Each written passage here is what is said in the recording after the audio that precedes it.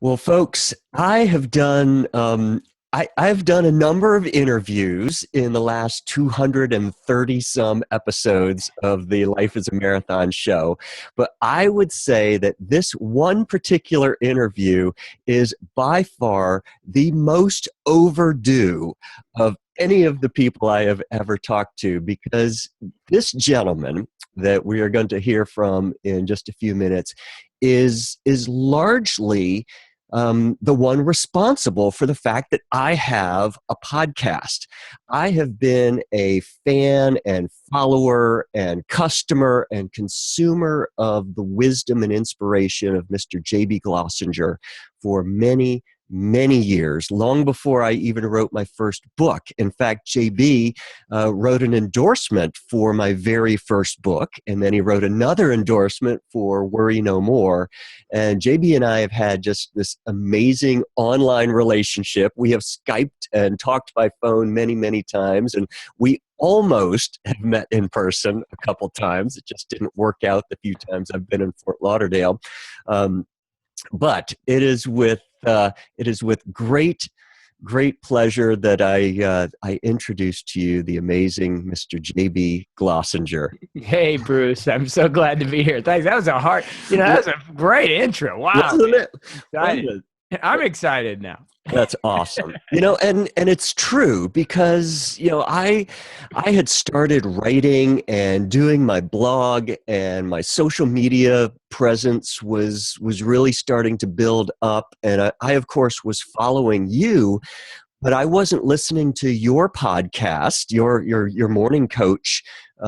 And I think, a lot of people stumble across the Life is a Marathon show thinking that I'm going to be talking about running, or thinking that they're going to be, I'm going to be talking about marathon training or something. And because a lot of what I was writing about back then was about the mindset of training, I think when I first discovered you, I knew that it was all inspirational stuff, but I was really listening to you first and foremost to just keep me motivated to keep running and stuff like that. And then when I got into what you were doing, it was like, oh my goodness, JB is doing exactly what I want to be doing, and having the type of influence and impact on people's lives that I want to. And so you've just been an amazing inspiration and huge influence on me and my work. And so I don't know that I have ever expressed that to you as specifically as I have just right now, but I want you to know that. And, I say that with just deep love and respect for you.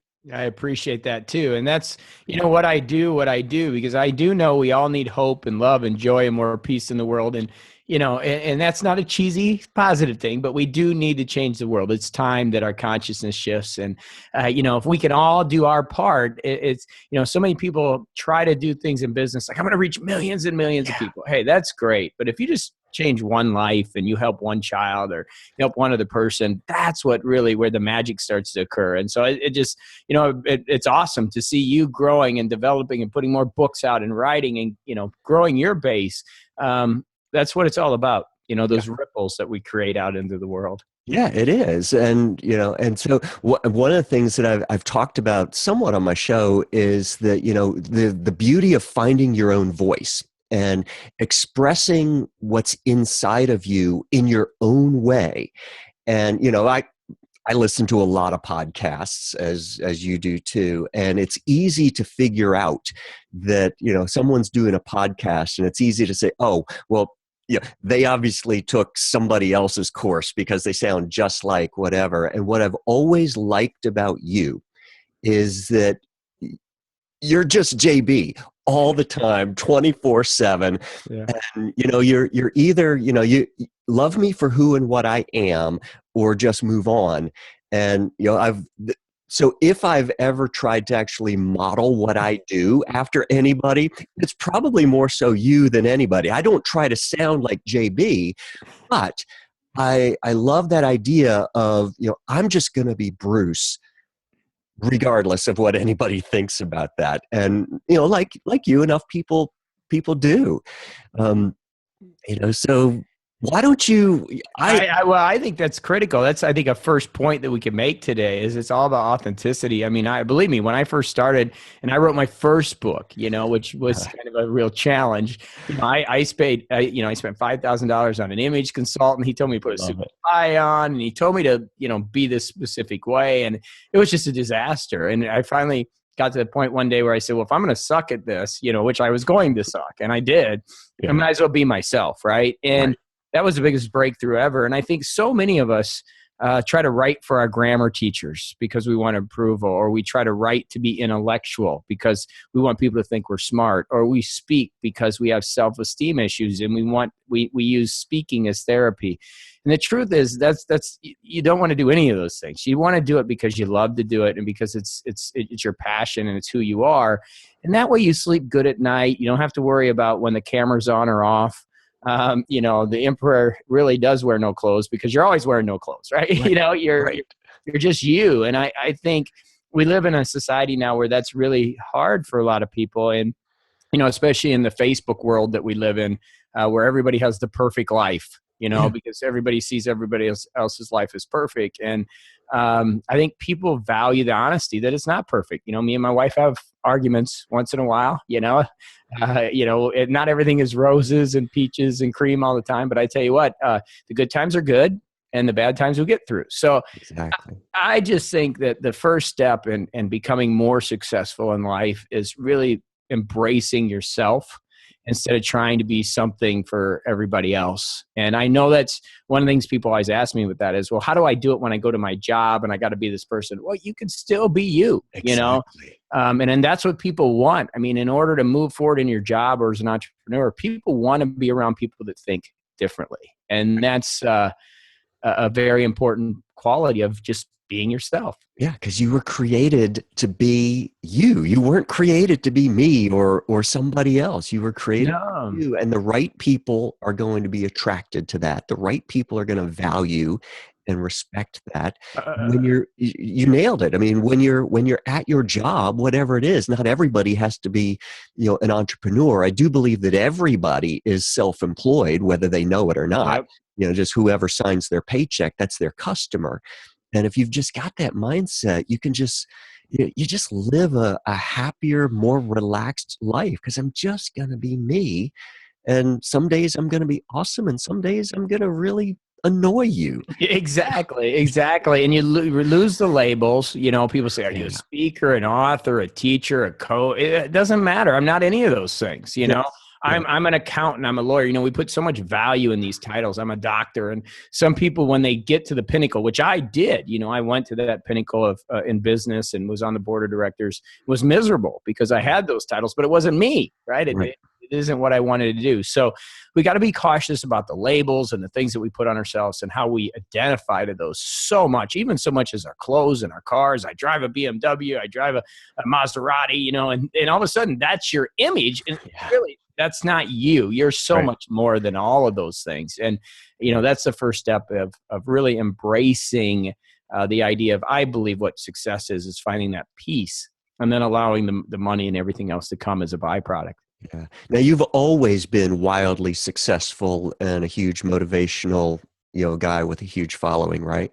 No, I mean I failed. I think it's a comedy of errors. Is how I got to this point was just massive failure. And I always like to start over from scratch with things too. So I'm doing a new thing with my website, building a whole new list and everything because I like to start over and remember how that feels and how frustrating it can be at the beginning. It was really bad. I lost my house. I don't like the hero's journey because then people think they need to go through a hero's journey. Yeah. But no, it was nasty. I wrote the first book and it didn't do very well. And I thought it was going to be a lot easier than it was. And nobody really cared about me. Nobody loved me back then. And it was a real challenge. But my focus is always on helping individuals one by one. And over 10 years, it's funny, it's like the 10-year instant success, right? Yeah. 10-year overnight success. But after 10 years, of helping one person at a time every day, that became 2, who became 4, who became 8, who became 16, 32 to now 150,000, whatever it is. So you just keep putting good energy out there and doing what you can. And some people aren't going to like you and some people will. And, you love the ones you're with. Yeah, absolutely. And another thing that I want to share with you that I'm sure I sent you an email or whatever, but I'm pretty sure I even mentioned it in my podcast because you get mentioned, frequently. That's cool. That's cool. But I remember, what was it? Just over right at a year ago, you got your contract with Hay House. It's probably been a year and a half. Yeah, Yeah, it's probably so it right in is. that range. Yep. One of the things that I talk to people about is when you truly love somebody, when they get a promotion or a successful, whatever it is, and rather than feeling this, I want to be able to buy a house like that. Why are they able to do that stuff? When that never even comes into your frame of consciousness, when you hear their good news, you are just in tears, happy for them. When I heard that you got your contract with Hay House to write your new book that is coming out tomorrow, I remember just being so overwhelmed with joy for you that, it was like, do I want a contract with Hay House? Absolutely. But, when you shared that this was something that had just happened to you, and I know that you had just recently, met and done a thing with Wayne Dyer, which, was instrumental in you meeting the folks at Hay House, I was just so happy for you. And now, a year and a half later, to see this book come to fruition, and to know that it's going to be, on bookshelves everywhere tomorrow. Let's timestamp this because people are going to be watching this whenever. Yeah. We're recording this on Monday, May 2nd, 2016, but your book is going to go live on May 3rd, 2016. So tomorrow. But why don't you take a couple minutes to talk about what exactly your book is and what was the journey? Your book is called The Sacred Six. Yep. In It's the the world Sacred does that Six. mean? Yeah. I love it. Yeah. The Sacred Six is here. It's exciting. So, but the Sacred Six really came from this idea of a process to help people finally, recover their dreams. I don't like to say get to their dreams. I think recover them. I think people need to go back and discover what they really want to do. We had dreaming domesticated out of us. Yeah, exactly. But let me step back. One thing about the joy you had with my book signing, which was great, is one of the true secrets in life is to be able to appreciate and have the same joy as others do. And it's something that a lot of people get lost with, because I did. I used to feel very jealous and me too. Animosity to everybody. I mean, it's funny. Tony Robbins has this book, and Tony, and when I sent the letter over to Tony, I said, Tony, I had a love-hate relationship with you. When my business was really bad, I used to just hate. I'd be like, Tony Robbins, how can he build it? Right? I was so frustrated. And until I had the abundant thought process where I changed, where I started to celebrate Tony Robbins had Pitbull, because I used to think, oh my gosh, Pitbull's it. Oh, he must have paid him.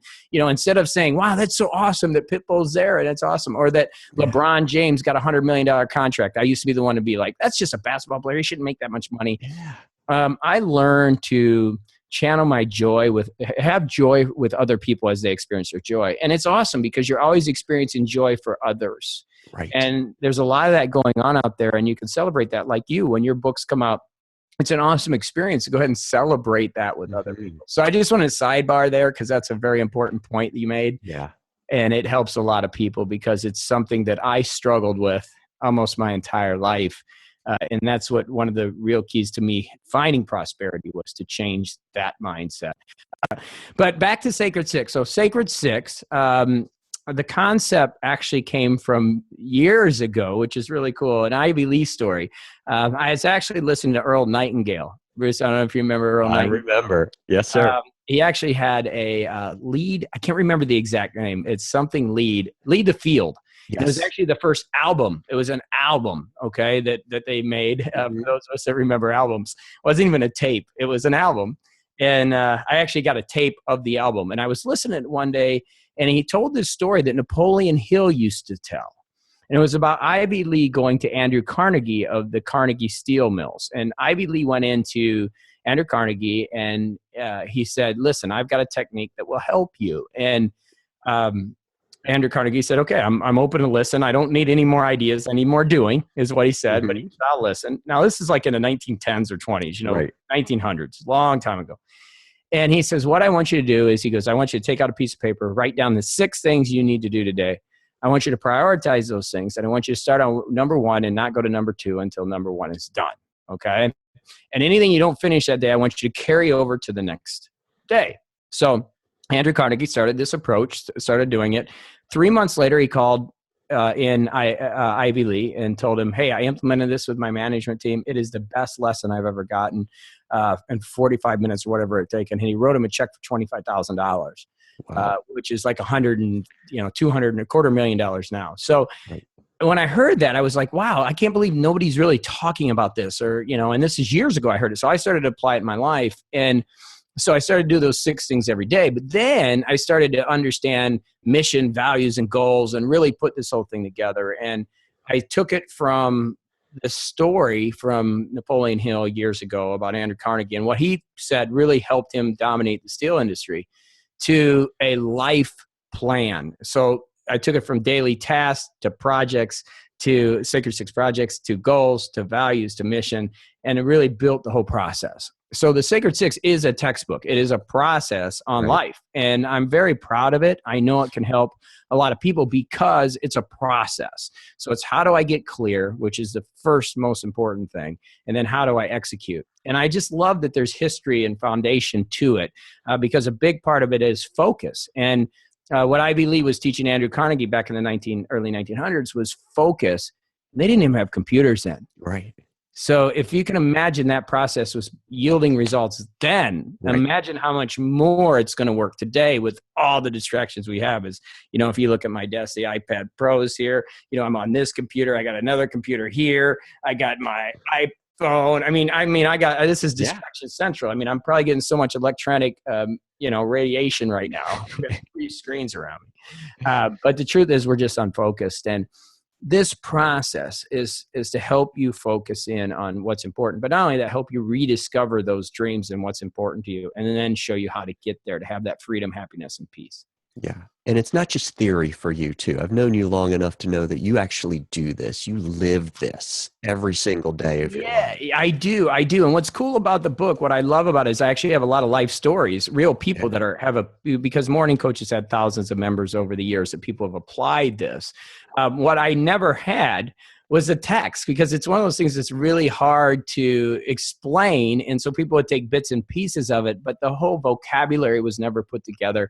The whole process has never been put together, and now it has. And that's what this forced me to do, was to really define each step of the way and put the process together. And that's how I broke the book up, is to show some live examples. And then the second part is the action steps that you need to take to really do.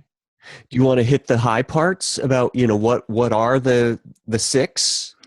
Yeah, I don't mind. Let's walk. 6. Yeah, the 6 encompasses very many. A lot of people say, what's Sacred 6? Well, the Sacred 6, anything sacred to me is something that's so important. It's almost has metaphysical overtones, right? Yes. As soon as you hear sacred, it's like, this is so important to me.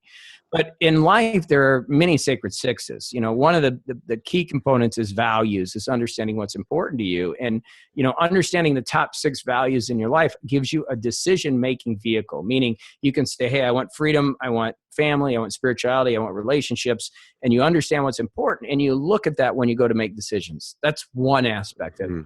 Another aspect that's really critical to Sacred 6 is focus. You can have a lot of goals, and it's cool. I want everybody to have goals. But at the end of the day, you can't be working on a million projects. And that's what I see happen with a lot of people, is they've got so many projects going on, they get nothing done. So the Sacred 6 is really only working on 6 projects at a given time. Okay, so that's another part of the Sacred 6.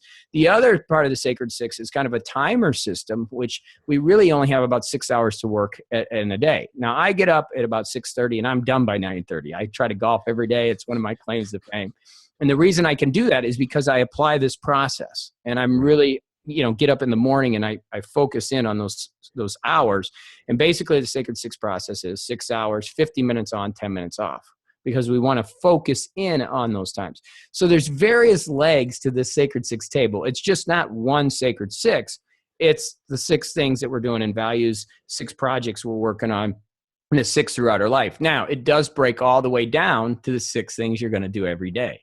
And that is the Sacred Six that you're doing. So there's a lot of things happening with this number that apply in a couple different areas that really create this.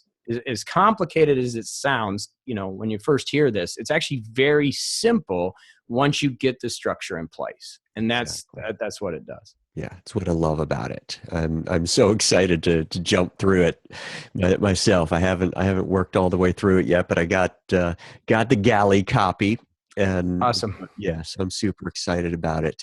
And I'm also really excited because I'm in full blown course mode these days. Yep. I just launched an 8-week course called How to Create Your Dream Life. And, it's an idea that, is not new to anybody, but I've watched you through the years launch these online courses. And I've always said to myself, if JB can do it, I can do it too. 100%. And so it's again, so something that I've seen you do, something that I get excited about. And like you said, it's just people want to consume information in different ways. There will always be people who want to read books. There will be people who want to listen to our podcasts. There will be people who want to watch our YouTube videos. And then there are people who want, more instruction. So you're doing something really super exciting for people who go out and get your book. Why don't you? Yeah. Usually my courses are between $500 and $2,000. That's normally what I charge. And I love courses. I think they're great. I take a ton of them. I mean, yes. I have a special part of my budget that just I allow for my course. And some of them are good, some are bad, but I always take something away. And for me, if I spend $2,000 on a course, it's like if I can get one idea that makes me $2,000, it was worth it, right? Exactly. And I have a different mentality than a lot of people with that because it's changed my business and my life. Without, I did the MBA and the PhD, but the money I make right now is done through external courses. I never learned anything in that MBA and the PhD that I really apply in my business now, which is kind of crazy. But yeah, I agree. It's the non-traditional education that really helps me out. But so I really believe in those courses. And instead of charging for this course, what I decided is I really want to get this message out because I know how it's going to help everybody. And so what I did is I put a 6-week, or it's actually going to be launched every few days, but it's a 6-module course meant to be done weekly, but it can be done in 18 days if somebody wants to. And it's all based on Sacred Six principles. So it's my normal $500 to $2,000 course for free. And so anybody that buys the book can use the textbook, and then I'm going to teach them through the course via video and PDF downloads and audio, the step-by-step process. So it's really, you're paying $20 or whatever for the book, and you're getting a $500 to a $2,000 course. And I'm doing it because I believe in the process so much that I know it will change someone's life. I also know that somebody may need just a little bit more help, and maybe the mission's a little sticky. So that way they can go in the course and really dig into the material, leave comments, get help, and it's going to really make a difference in their life. So I'm really excited about that. I know the Sacred Six course is going to help a lot of people. I love it. How can I sign up for it? A couple places. My personal website is Glossinger.com, and I have it on my homepage now. Hey, buy the book and get the free course. You can go there. Of course, I'll put all the links to that in the show notes. So it's Glossinger, GLOSSINGER.com. That's probably the easiest place. And we also put a website up called Sacred Six. So it's the same spelling, Sacred, SACRED, and then it's the number 6.com, not SI.